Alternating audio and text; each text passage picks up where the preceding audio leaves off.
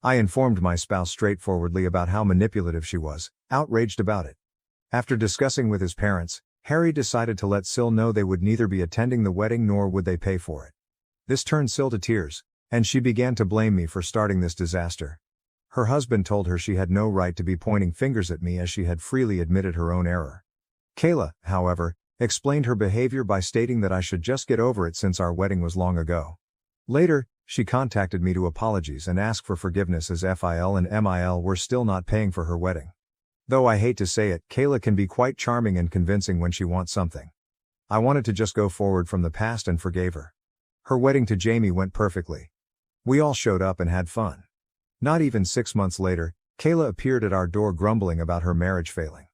For a few days, Harry and I let her stay with us where she would spend endless hours venting about her husband. They appeared to be struggling to conceive, and Kayla was obviously blaming Jamie for everything. When I went to speak to Kayla, she insisted it was entirely her husband's responsibility.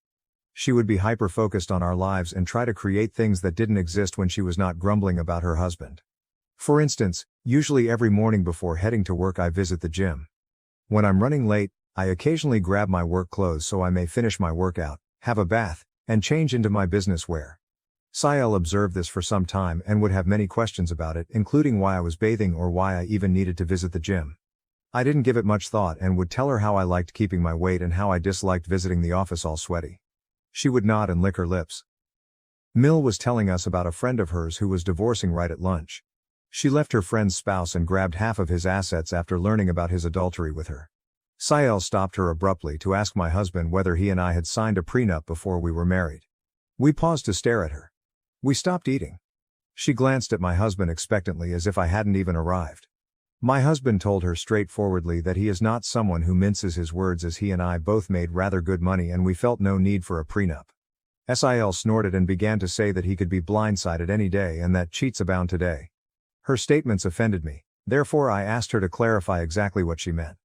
Sil then began to remark how I was obviously meeting someone as I was usually carrying change of clothing everywhere and that, as Harry's sister, it was her obligation to warn her brother.